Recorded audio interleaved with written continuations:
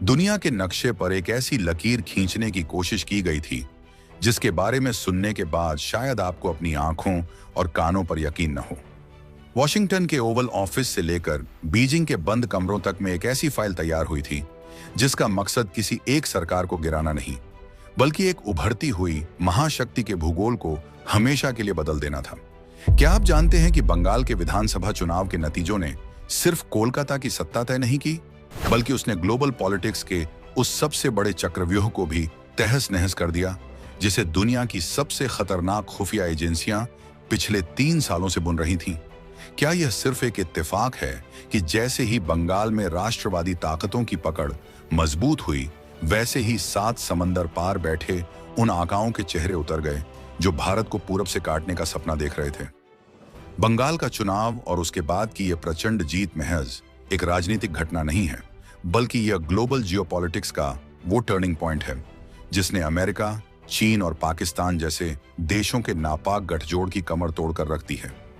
साल 2026 का यह दौर भारत के इतिहास का सबसे निर्णायक समय साबित होने जा रहा है, क्योंकि अब जंग सरहदों पर गोलियों से नहीं, बल्कि बंद कमरों में बैठी डीप स्टेट की साजिशों से लड़ी जा रही है। बंगाल को भारत से अलग करने का जो ग्रेटर बांग्लादेश वाला मास्टर प्लान तैयार था, उस पर भारत के आम वोटर ने ऐसी करारी चोट की है कि आज सुपर पावर्स के पसीने छूट रहे हैं। अगले कुछ मिनटों में हम उस सच से पर्दा उठाएंगे जो आपकी जमीन के नीचे चल रही हलचल को साफ साफ बयान कर देगा। इस पूरे खेल को समझने के लिए हमें थोड़ा पीछे जाकर उन कड़ियों को जोड़ना होगा जिन्हें मुख्य धारा का मीडिया अक्सर नजरअंदाज कर देता है। बंगाल चुनाव में भारतीय जनता पार्टी की इस ऐतिहासिक जीत के बाद माहौल सिर्फ ढाका, बीजिंग या इस्लामाबाद में ही खराब नहीं हुआ है, बल्कि इसकी सबसे ज्यादा तपिश अमेरिका में महसूस की जा रही है। आपको जानकर हैरानी होगी कि बंगाल के नतीजे आने के बाद वॉशिंगटन के थिंक टैंक्स में हड़कंप मच गया। आखिर क्यों एक भारतीय राज्य का चुनाव अमेरिका के लिए इतना महत्वपूर्ण था? इसका जवाब छिपा है उस चिकन नेक कॉरिडोर में जो भारत को उसके पूर्वोत्तर राज्यों से जोड़ता है। विदेशी ताकतों का प्लान बहुत सीधा और खतरनाक था। अगर बंगाल में ममता बनर्जी की सत्ता बरकरार रहती या फिर कोई ऐसी सरकार आती जो केंद्र के साथ टकराव में रहती, तो अगले कुछ वर्षों के भीतर एक ऐसी स्थिति पैदा की जाती जहां बंगाल को भारत की मुख्य भूमि से मानसिक और भौगोलिक तौर पर अलग करने की प्रक्रिया शुरू हो जाती। सूत्रों के मुताबिक अमेरिका बंगाल के जरिए भारत के पूर्वोत्तर यानी 7 सिस्टर्स तक अपनी पहुंच बनाना चाहता था, ताकि वह चीन पर नजर रख सके और जरूरत पड़ने पर भारत को ब्लैकमेल भी कर सके। लेकिन बंगाल की जनता ने उनके इस सॉफ्ट इन्वेजन के प्लान पर पानी फेर दिया।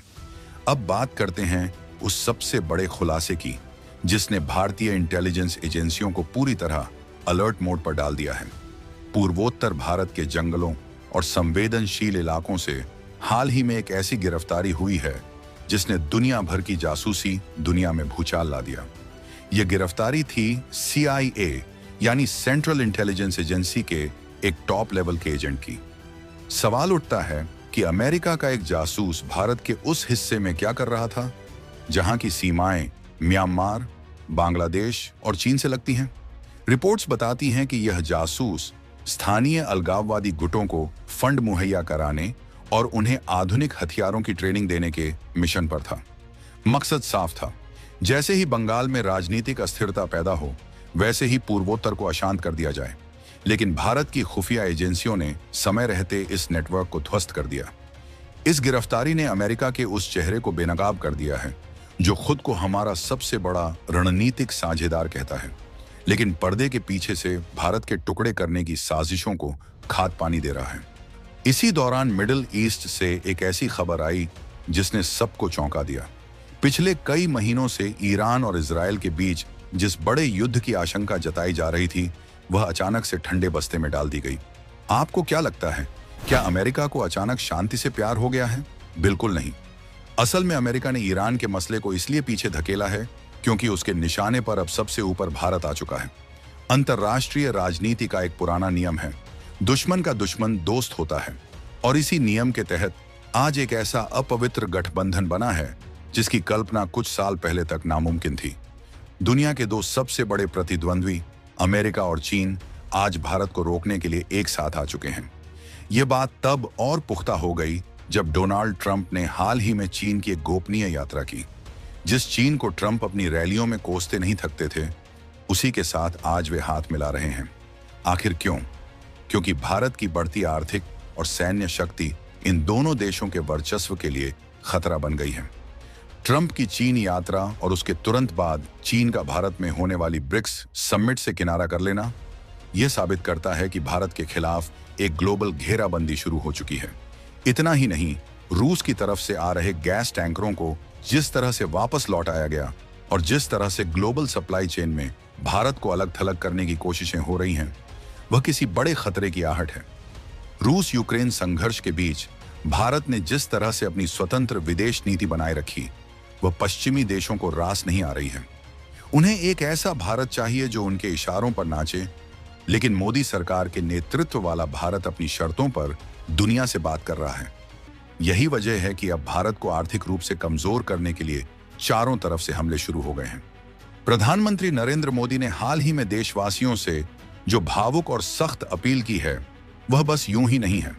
मोदी जी का यह कहना कि अगले 1 साल तक सोना न खरीदें, पेट्रोल डीजल बचाएं और विदेशी सामान का बहिष्कार करें, यह किसी बड़े इंटेलिजेंस अलर्ट के बाद लिया गया फैसला जान पड़ता है। जब देश का प्रधानमंत्री ऐसी बात कहता है, तो समझ लीजिए कि पर्दे के पीछे कोई बहुत बड़ी जंग शुरू हो चुकी है। यह जंग फिजिकल कम और इकोनॉमिक ज्यादा है। भारत को अपनी विदेशी मुद्रा भंडार यानी फॉरेक्स रिजर्व को बचाने की सख्त जरूरत है, क्योंकि आने वाले समय में दुनिया भर की करेंसी मार्केट में भारी उथल-पुथल होने वाली है। सोचिए, अगर भारत का आम नागरिक सोना खरीदना बंद कर दे तो क्या होगा? भारत दुनिया में सोने का सबसे बड़ा आयातक है। जब हम सोना खरीदते हैं तो हमारा अरबों डॉलर का विदेशी पैसा बाहर चला जाता है। अगर हम 1 साल तक सोना ना खरीदें तो भारत की अर्थव्यवस्था इतनी मजबूत हो जाएगी कि हमें किसी भी विदेशी प्रतिबंध की परवाह नहीं रहेगी। मोदी जी जानते हैं कि अगर आज हमने अपनी आर्थिक आदतों को नहीं बदला तो आने वाले समय में ये विदेशी ताकतें हमें घुटनों पर लाने की कोशिश करेंगी। ये अपील किसी राजनीतिक फायदे के लिए नहीं, बल्कि देश की संप्रभुता को बचाने के लिए है। यही हाल ऊर्जा के क्षेत्र में भी है। पेट्रोल और डीजल के लिए हम आज भी काफी हद तक खाड़ी देशों और अंतर्राष्ट्रीय बाजार पर निर्भर हैं। अगर हम पैदल चलने की आदत डालें, पब्लिक ट्रांसपोर्ट का इस्तेमाल करें या फिर सौर ऊर्जा की तरफ तेजी से शिफ्ट हों, तो हम उस सबसे बड़ी कमजोरी को खत्म कर देंगे जिसका फायदा उठाकर पश्चिमी देश हमें डराते हैं। रसोई गैस और तेल का कम से कम उपयोग करना आज सिर्फ एक बचत का तरीका नहीं, बल्कि राष्ट्र सेवा का एक रूप बन चुका है। आपको यह समझना होगा कि बंगाल की जीत ने जिस तरह से अमेरिका के ईस्टर्न कॉरिडोर प्लान को ध्वस्त किया है, उससे वे बौखलाए हुए हैं। यदि वहां ममता बनर्जी या उनकी विचारधारा वाली कोई भी पार्टी साधारण जनमत से भी जीत जाती, तो अगले कुछ वर्षों में अमेरिका उनके साथ मिलकर बंगाल को एक ऐसे स्वायत्त क्षेत्र में बदलने की कोशिश करता जो दिल्ली के नियंत्रण से बाहर होता। इससे भारत का पूर्वोत्तर हिस्सा मुख्य भूमि से पूरी तरह कट जाता।